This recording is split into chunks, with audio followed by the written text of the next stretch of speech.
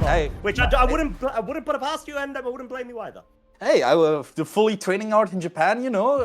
And speaking of Japan, we've got Nick Navarre versus Shoma Honami on stream this time around. And honestly, quite interesting seeing the sun and the rain on screen right now, but with a Calyrex right next to it, being able to leech seed left and right. Yeah.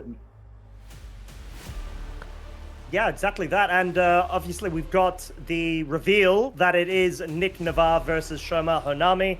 And, you know, what an exciting match we are going to be featuring between both of them. Nick Navarre has been very well known in the community, such a dedicated team builder, especially when it comes to the creative side of things and analyzing the meta. Did recently get a Grand Challenge championship title as well with our online tournament versus Shoma Honami, who is the 2015 Boston World Champ and did get top 64 in the just recent Japan Nationals. Yeah, so exactly that. Let's talk about the teams really, because of course you've put Kyogre on your wish list there, and I've put Koraidon on my list. But I honestly, we already see like a few specific moves that I want to talk about, especially this Kyogre running Hydro Pump instead of like going for another dual Ice Beam or something for coverage. But and on the other end, Koraidon with low kick. So I am very interested seeing what these players are going to bring actually. Yeah, exactly. You've got a couple of different options from either side, but guess what? We're going straight into the game, and we've already got the leads as well. Calyrex Ice Rider, as well as the Urshifu Rapid Strike from Nick's side versus Shoma's 2, which is, of course, the Raging Ball and the Incineroar. Yep.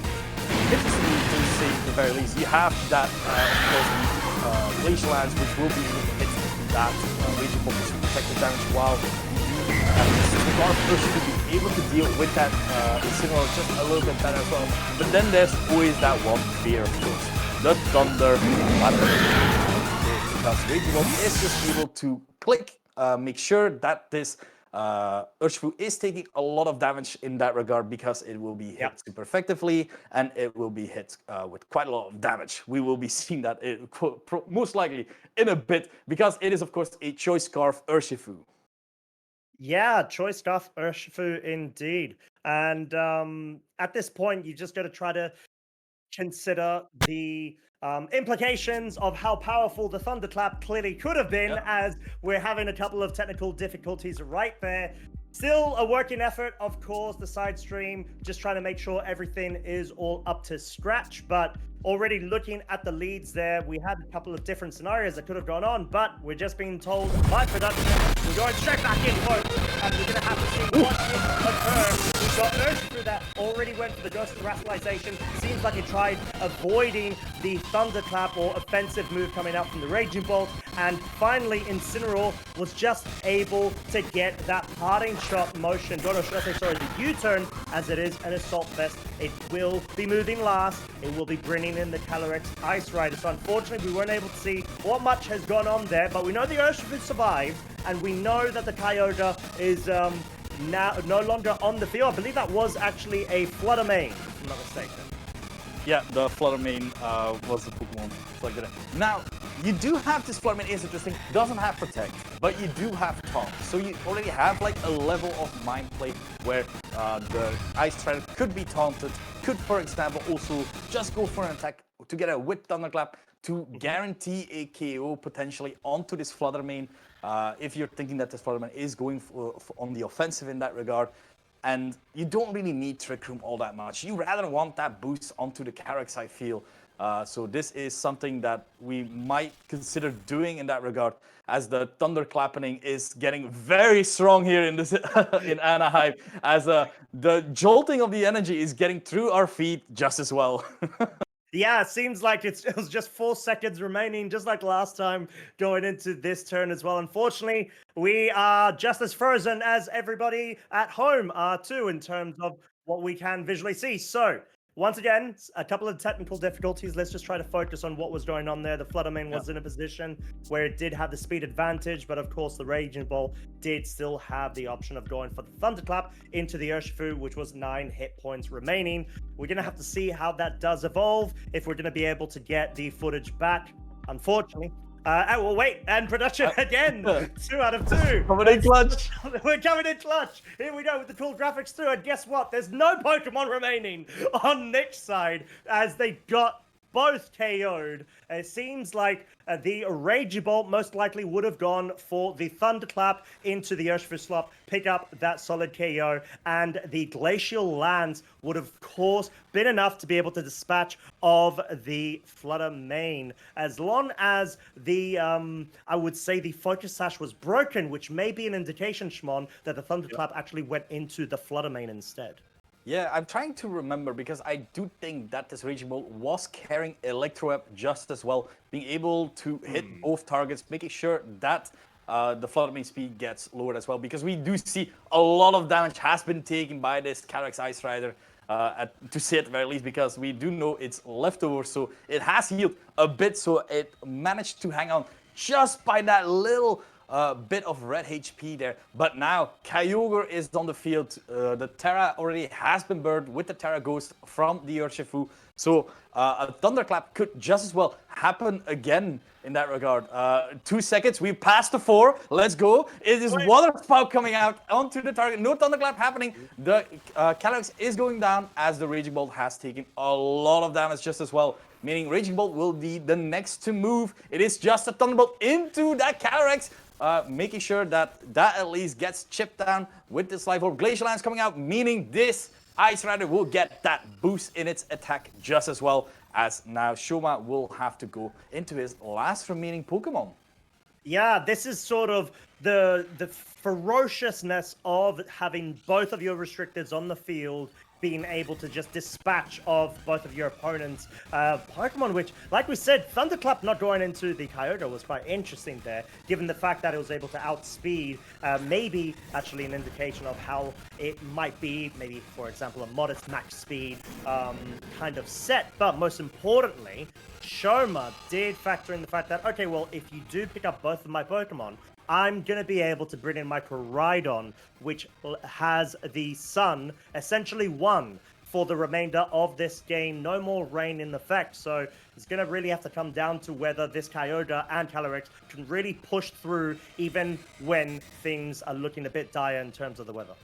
Yeah, just a double protect coming out from Nick, making sure that these Pokemon will not get faked out, as Koraidon is threatening a lot of damage on either of these Pokemon. A strong Flare Blitz into the Calyrex Ice Rider is a play that could very well just happen. You have the Sun up. We already know that this Kyogre does not have any move to hit this Koraidon with super effectively, except if the Koraidon should go for the Terra. But I've got a tiny hunch that I feel like it's not necessarily gonna go for that Terra right there, Costa. What do you think? Yeah, I think that is a very good observation, because generally speaking, you just want to make sure that you can try to lull your opponent into a bit of a mind game when it comes to that scenario. And given we're at the end game right now, you want to be able to capitalize off of that. But then there's the case of, is that a bit too much of a scripted play? And should you really be opting in for it in anticipation of a read? However, we don't see that being the case. Double protect attempt did come out from the Calyrex Ice Rider, which will be targeted down by the Flare Blitz. Gets KO'd, of course. This Koraidon finally unleashing its power, getting a bit of recoil there. We know that it's not the Life Orb variance to the Clear Amulet, and the Origin Pulse does connect, does pick up the KO onto the Incineroar. However, we've got a bit of a standoff between not only the restricted, but the weather setters right now. Kyogre is a fish outside of water, on the land. It does not like this position at all. No, evolution is proving to be very effective right now as the Lizard has come out of the ocean. Low kick, a very interesting option to see at the very least, because it is very strong against these heavy target Pokemons that a lot of restricted are, of course. So being able to just mirror the power of a close combat just as well. Another protect trying to come out from this Kyogre. Nick Navarre trying to reconstruct the match and see what he could have done differently. And looking, not picking up the kill, important information that could prove to be useful in the next round. But for now, I feel like my sun pick has been going quite well. I don't know about you, fish, but right now it's looking kind of good for my lizard there. So what I would usually do, Shmon, in a professional capacity, is hold my opinion until the end of the set, as that is just game one, my friend. And we may potentially see Nick go back to the drawing board and actually go ahead and bring back a win. We're gonna have to find out. But jokes aside, we did see that the Kyogre didn't have an ice type move as coverage. It has the 3 water type moves: Origin Pulse, Hydro Pump, and Water Spout. That's there in order to A, completely capitalize off of Mystic Water, right? But also B, not get stuck between any sort of wide guard shenanigans. Now, there's no wide guard over on Shoma's side, but clearly Shoma was able to just run amok with the different kind of Pokemon he had available. So, what are your thoughts going into this game 2 if you're Nick? How do you feel like Nick can try to bring this one back and maybe identify what really went well for Shoma and counter it? I do think Nick put a lot of eggs in his basket on that turn 1 with that Terra Ghost onto Urshifu, which is of course a very valid play, especially if there's a Raging Bolt in front of you. But looking at the options that you have in the back, like for example, a potential Terra on your Kyogre, a potential Terra onto your Ice Rider even, to try and mitigate a little bit later there, being able to just try and get that defensive typing going, that you're able to set up a potential Trick Room even, because of course Credon is an extremely fast Pokemon, and like on Shoma's side we can see a lot of faster Pokemon than especially this Calyrex and sometimes even this Kyogre. Yeah, I think that's a good shout. There could be even some wiggle room to maybe consider bringing even a Moongus. I know it sounds a bit crazy because you're like, well, bring it in the sun, like especially against a Calyrex Shadow Rider too. But I feel like you want to be able to start slowing down Shoma's Pokemon and maybe play around a bit with the weather. Not bring Kyogre obviously in the front. You can maybe have it in the back. And bring some sort of version of even Trick Room being set up, in all honesty. You just need to make sure that Shoma doesn't come prepared and brings the Trick Room in order to sort of counter it, or at least has ways to stop you from setting up in that turn 1. Yeah, so I think we both agree that the Calyrex Ice Rider will be the deciding factor really here. As I do think Amoonguss is a really interesting pick, as you mentioned, because in Trick Room, Amoonguss is one of those Pokemon that does feel unbeatable at times. It does. You're able to sleep any target, any Pokemon in front of you. So especially with the team from Shoma, you are able to score about really anything. Yeah, and we're going to have to find out as game 2 is alive. We've got our leads. It is a Kyogre and Fluttermane lead from Nick's side versus the Incineroar and the Calyrex on Shoma. So, Nick clearly in the spot where he knows something a bit better than us. Doesn't take any sort of advice, goes straight for the fish because he wants to be able to capitalize off of max damage potential and force switches from Shoma's side. Maybe try to catch something out. Yeah, we do see the immediate protect, trying to scout out for the potential fake out and going for that taunt into that Calyrex, which is really smart, making sure that there's no Trick Room on Shoma's side, meaning that next turn, this Water Spout is about to hurt if that is the intended target. Let's see if the call was correct. Taunt going into that Calyrex Shadow Rider. It is Glacial Lance, however. Ooh. Glacial Lance will be putting that Fluttermane a little bit lower on HP, but it will be able to survive thanks to its Focus Sash, of course. And it is able to, for example, still hit with a strong Moonblast or Shadow Ball on either of these targets just as well. Yeah, exactly. And seems like there's a bit of a Trick Room in spirit that occurred as both of our visuals actually flipped right now. We're viewing things from Shoma's side of the field. But regardless, I think what we are going to have to... Oh, wait, there it is. Trick Roomed once again. We are back with Nick. But yeah, having the taunt is so crucial right now because you're able to just force attacks into that one slot without holding back. And that's the most crucial thing right now. Your Kyogre is going to be able to outspeed the Incineroar and most likely try to go and pick up a KO where you can. Yeah, and it's not that very safe for a Koraidon to switch in because you might be able to get that weather going for you. But on the other hand, there is still that Flutter Mane being able to hit with a strong Moonblast here on the potential Koraidon and being able to KO that. We get the Photosynthesis boost here for that Flutter Mane, exactly getting that speed boost. Let's take a look if this went for the right slot. It is Moonblast, but it is going into that Calyrex slot as Water Spout is the move of choice. So it is lessened in the damage thanks to the Sun, and the Calyrex is able to hang on and is able to strike right back with a strong Glacial Lance, KOing our Flutter Mane on Nick's side.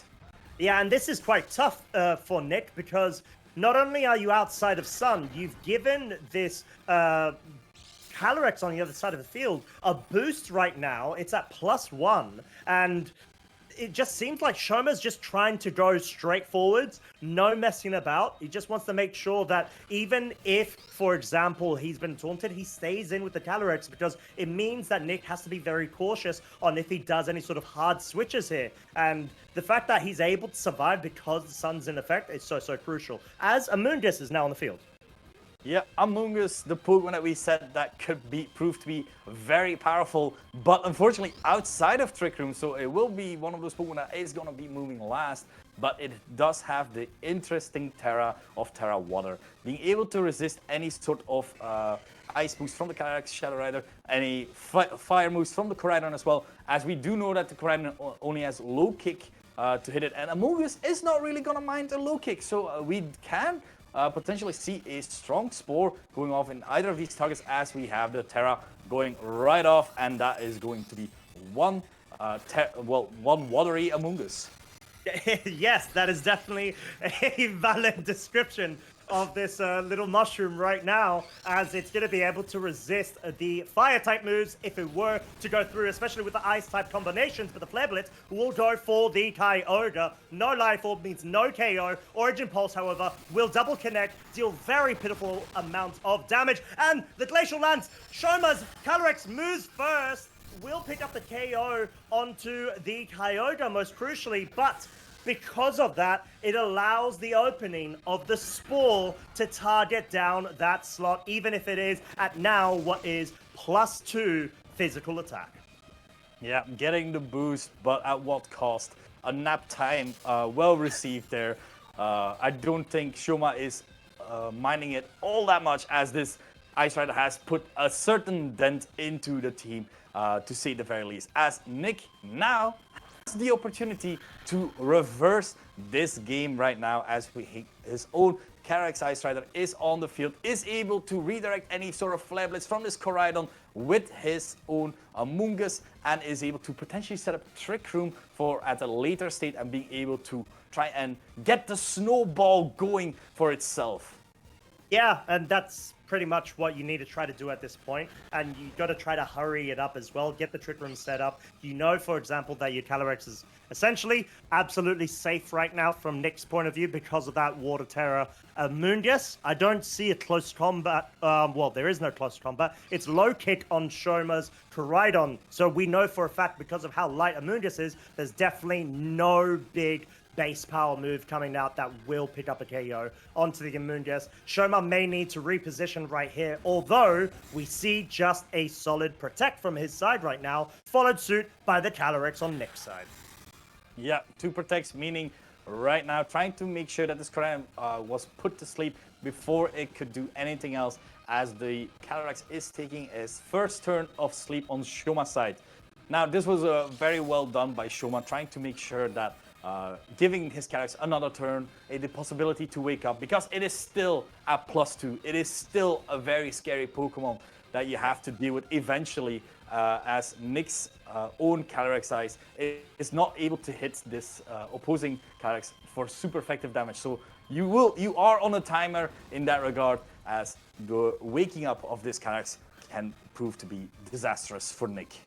Yeah, exactly, and that's sort of what he's trying to do, essentially. He's trying to make sure that he can stall things out and give an opportunity for his Calyrex to move, whilst also getting some leftovers recovery. So it's a really good play all around. And now we're going to start going into the mind game section of this affair, as the Leech Seed can potentially come out from either side. I would say most likely from Nyx, as Shoma switches out.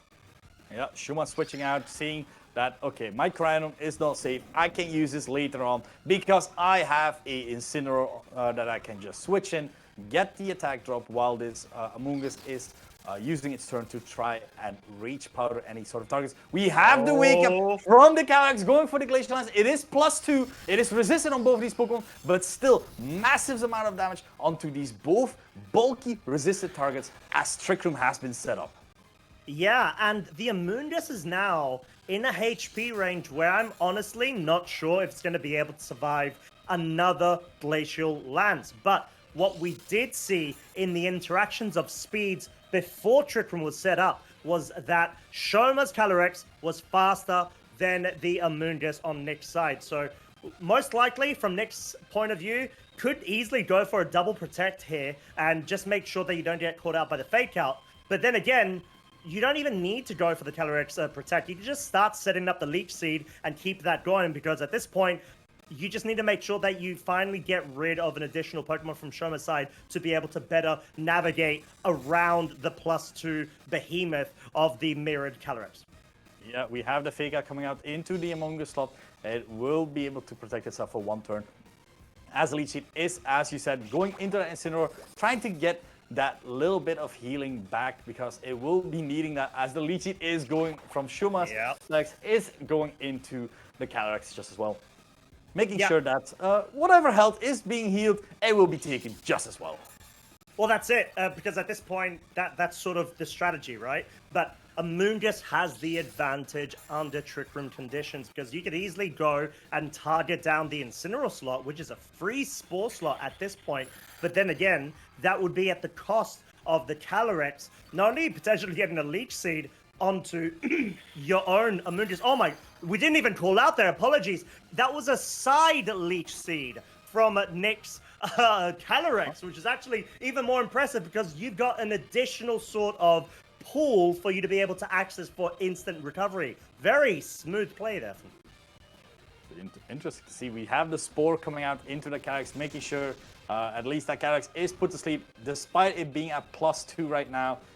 Leech Seed coming out into that Calyrex, making sure. Honestly, the Side Spore is interesting because that means that there's no other Leech Seed being able to come out from this Calyrex either. So being in this position, a knockoff will be the end of the Amoonguss, unfortunately. Rocky Hammer will make sure that this Incineroar takes a little bit of chip just to go, as well as it is a lone Calyrex Ice from Nick's side versus the world.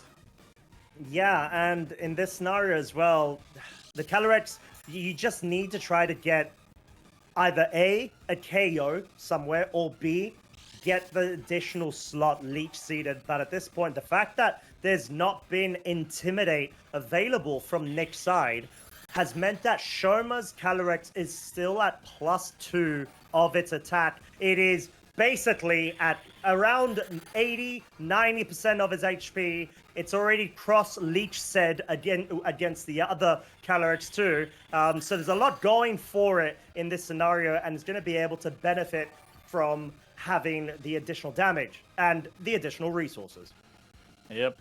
Now, that's just the case that I'm trying to see here. What is the out here? Now, Calyrex is an amazingly bulky Pokemon, but Incineroar is providing knockoff, which is just getting a little bit less healing in that regard, as Glacial Lance is coming out from Nick's side, not doing all that much damage because, of course, it is at -1, while the Calyrex takes its first turn of sleep yet again as a U-turn coming out, doing a little bit of damage onto the Incineroar, making sure that there will be one less Leech Seed healing at the very least, as the next Pokemon will be able to come in.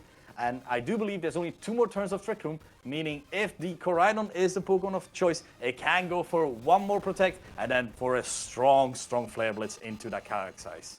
Yeah, exactly. I think Shoma definitely identified that this is his game. He's going to go ahead and he's going to be able to run away with the win. All he needs to make sure to do is get the correct pieces at the correct time in the correct place. And having the Coridon right now available, whilst Nick's Calyrex is starting to run low on the available power points that the Glacial Lance has, is also an additional negative against Nick. And that's why we saw the lock-in right there. Shoma Honami 2-0, able to go through into round 3. And unfortunately, Nick, he got the 1-1. Did a good job, but it wasn't enough. It wasn't enough. I do think that, yeah, Shoma showcasing the power that is within low kick on a Coridon. First of all, that is something that not a lot of people have considered at all, and just the sheer power of both these Pokemon that love to use the clear amulet item, but like the power of Leech Seed itself, like the longevity, because we saw that Calyrex Ice Rider being almost at the orange health. It was below 50 already. It was near its final moments, but then coming back at it again, leftovers, Leech Seed. It is one of those amazing tools that Calyrex Ice Rider loves to use because compared to its other version with the Calyrex Shadow Rider, you have all that bulk going for yourself. Yeah, exactly that. And I think we can blame Michael Kelch for popularizing the Leech Seed Calyrex Ice Rider set there, because it's just really good. It's busted. And I'm not surprised seeing it again, especially in the hands of world-class competitors like Shoma and Nick. But yeah, Shoma absolutely performing a masterclass in that scenario. Nick felt like there were moments where he identified what he can do in order to try to bring the aggregate back. But with the Amoonguss brought in, for example, the Trick Room mode that we were discussing right before we went into Game 2, maybe that's a way you could break through Shoma's team and his 4 that he brings. But Shoma just clearly having such a good handle on the situation and the flow charts that was needed, he just needed to make sure, if he can pick up a KO and steamroll with Glacial Lances to the point where it makes things awkward for Nick's side of the field, and then get Leech Seed on top of that, you're done. You're set, and that's exactly what we saw. No, yeah, it's that was just a call that you had to make at the first turn with that Flutter Mane being able to taunt. And well, that's the thing about the power that is, of course, Calyrex Ice Rider. It is one of those Pokemon that has been used less this time around. We've seen it paired a lot with Miraidon mainly, but seeing it paired with Coridon just trying to cover the weaknesses, and a lot of grass. Let's be honest, there's a lot of grass types in this format right now as well. So both these Pokemon love to see that right now, being able to Glacial Lance or even go for a strong Flare Blitz, Flame Charge, anything really, and all of that, just ancient Pokemon fire spam really. Yeah, exactly. And I think, like you said, and well put there with identifying around the grass types, having Leech Seed on this Calyrex Ice Rider, let's say, for example, when you go to the scenarios of the Amoonguss, like we saw literally in Game 2 right now, if you set up a Leech Seed from before you get spored into, you don't mind being asleep as much because you're gaining recovery back and you're allowing more sustainability for your opponent, for your Pokemon on the field. And that's sort of what this set loves doing. It just wants to sit there, get support from its Pokemon. Oh, okay, I need this Pokemon KO'd.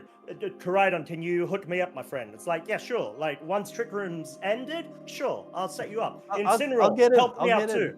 yeah. And it's like, Incineroar, in the meantime, come in and assist us. It's like, but that's it. That's why it works so well. You've got different key components to a team composition that's allowing you to play that way, preservedly, but also quite dynamically at the different sort of board state that you need to, essentially. Yeah. No, absolutely. I think that's just the way it goes, really, because we've seen a lot of high horsepower, and people, high horsepower is one of those moves that, of course, it can miss, but you deal the super effective damage that you want to do against those fire types, against Incineroars and stuff. But why not take your time, enjoy the game, you know, like sap a bit of health of your opponent. Sounds and like a turn- commercial. Yeah, no. We cheat, by L'Oreal. No, jokes aside, it is an absolute devastating set of ties because I remember when it got popularized, it was just strong and it was just showcasing like the sustainability of Karak's Ice Rider. And I do feel that we will see Ice Rider a bit more today. Just probably a tiny bit. It's definitely going to be the usual suspects that we see. But then again, there's a lot more action that is to be had. What we're going to do, you lovely folks, we're going to go for a bit of a break until we do get Swiss round number 3. So if you haven't already been, try alternating between mainstream, us here at the side stream. You got so much more VG action straight and available at your door. So go ahead, get your refreshments, hop over to the stream, and we'll see you very shortly.